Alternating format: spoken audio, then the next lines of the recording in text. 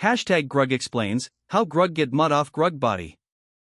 Ancient humans spent roughly 99% of their waking hours covered in a layer of dirt, blood, and animal fat so thick you could probably read your name in it.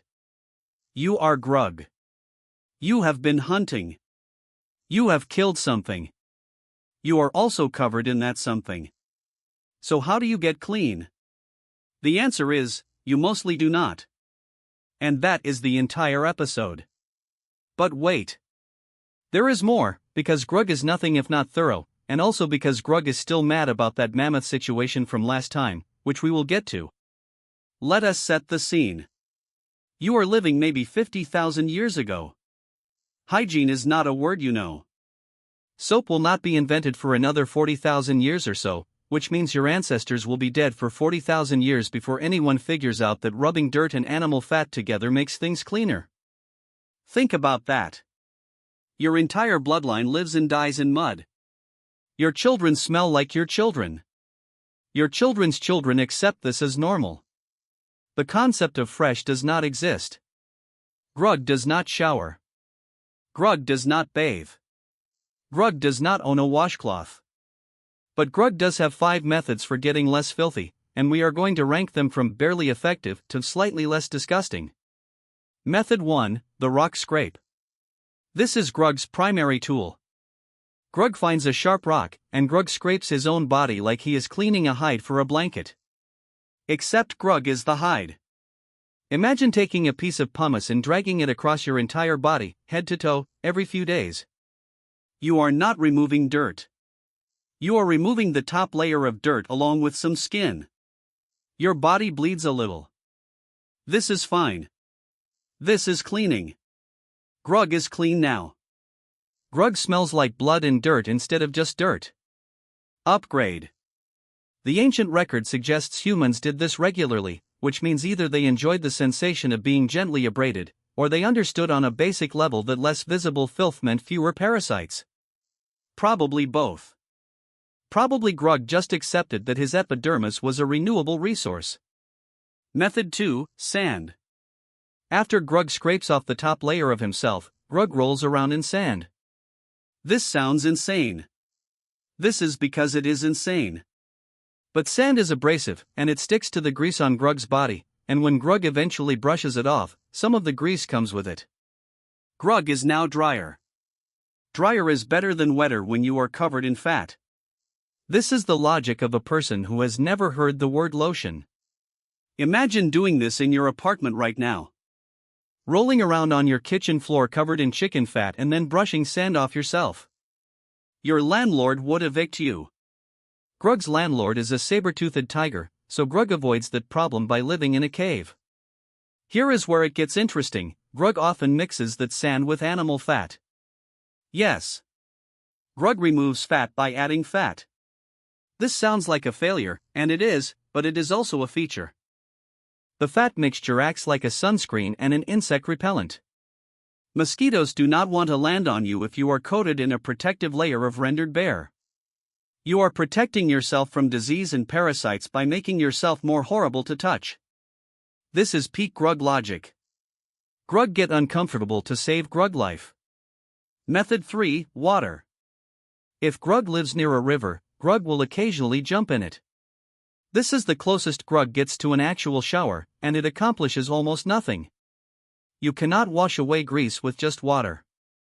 Grug knows this does not work, but Grug does it anyway because at least Grug feels better for a few minutes. This is the ancient equivalent of taking a lukewarm shower when you are stressed about bills. Grug emerges from the river still fundamentally filthy, but now also wet and cold. Grug's body temperature drops. Grug shivers. In the Ice Age, this is actually dangerous. Hypothermia is real. Grug has traded filth for a legitimate risk of death. Grug has made a poor choice. But Grug feels psychologically cleaner, which apparently matters even when you are a caveman. Here is the darker bit that nobody talks about. Most ancient humans could not swim. Grug drowns sometimes. Not often. Just occasionally. Grug wades into a river to get less muddy and the current takes him and Grug is gone. His family does not know he drowned while trying to get cleaner because nobody was keeping records. Grug is just missing. Maybe he found better hunting grounds. Maybe he got eaten. Nobody knows. Historians find skeletons in ancient rivers and just shrug. Method 4, Ash. After the discovery of fire, Grug had a new option. Grug could cover himself in ash from the fire pit. Ash is slightly alkaline. Ash is also rough and abrasive. So Grug is back to scraping, but now with a substance that occasionally smells like burning wood. This is not an improvement, but it is a different kind of disgusting, which apparently felt like progress to Grug. Some cultures eventually discovered that mixing ash with animal fat created something closer to soap. This took thousands of years and multiple generations of Grugs failing to figure out the ratio. By the time soap was actually invented, humanity had suffered through an entire ice age still not knowing how to properly clean. Priorities were different back then. Food, shelter, not being eaten. Hygiene was somewhere around position 47 on the to-do list. Method 5, Time and Resignation. Grug simply accepts that he is filthy. Grug lives with this.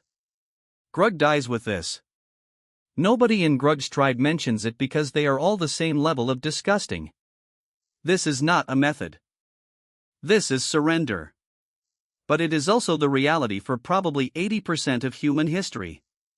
And this is where we have to talk about the actual health consequences, because they are wild. Grug's body is an ecosystem. Grug has parasites living inside him that he does not even know about. Grug has fungi in his hair. Grug has bacteria on his skin causing constant low-level infections. Grug's wounds do not close cleanly because he has no way to keep them sterile. Half of Grug's medical problems would disappear if Grug ever washed his hands before eating, but that knowledge is 7,000 years away. Grug gets infected. Grug recovers or Grug does not. Nobody knows why it was random. The germ theory of disease is not invented yet, so Grug assumes he angered a spirit. Grug will try to apologize to that spirit for the next 3 days. Grug will probably die. Grug's family will say that spirit was very angry indeed. But here is the thing that really gets wild. Some evidence suggests that ancient humans actually cared about this. Archaeologists have found grooming tools. Sharp stones that are clearly used for personal care, not just survival. Grug is not just trying to get less filthy. Grug is trying to look good while being filthy. This is the primordial roots of vanity. Grug wants to be the least gross-looking person in his tribe of gross people. Grug is trying to date someone. Grug is in a situationship with a person who also smells like a dead mammoth, but Grug is scraping his body anyway because maybe if Grug has fewer visible parasites, the other Grug will notice. This is actually touching. Humanity has always cared about appearance, even when appearance meant actively bleeding less from my skin abrasions. The desire to be attractive is older than written language.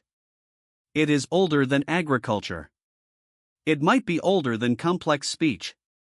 Grug just wants to look cute, and Grug does this by using a rock on himself until it stops hurting. Different cultures had different solutions, of course. Some Australian Aboriginal groups used red ochre, which is a mineral pigment. Ochre does not clean anything, but it looks intentional. It says I care enough to rub dirt on myself in a specific color. This is makeup. This is 50,000 years before makeup. Ochre does not remove parasites, but it does say that you are someone who thinks about presentation, and maybe that is valuable enough. Some cultures used smoke. They would sit near fire and let the smoke cover their skin. This does not clean anything, but it does smell different, and different might be good. Smoke also repels insects, which is actually useful. So Grug sits in a smoky cave, slowly damaging his lungs, but at least the mosquitoes go away. Grug is trading one health problem for a different health problem that feels less immediate. And this is the part that really matters. Ancient humans did not have a concept of long-term health damage. Grug's lungs are filling with scar tissue from smoke inhalation. Grug does not know this is happening. Grug just knows that smoke feels good and insects hate it. Grug will die at 40 with lungs like a coal miner, and nobody will know why. It will just be Grug's time to go. The real answer to how Grug gets clean is that Grug does not, and Grug probably would not even if he could. The filth is not just dirt. The filth is protection. The filth is camouflage. The filth is insulation. The filth is Grug's identity. Grug is made of dirt and blood and animal fat, and somewhere along the way, Grug stopped seeing that as a problem. By modern standards, ancient humans are absolutely disgusting. But by their own standards, some of them were trying. They had grooming tools. They had rituals around cleanliness, even when those rituals did not actually work.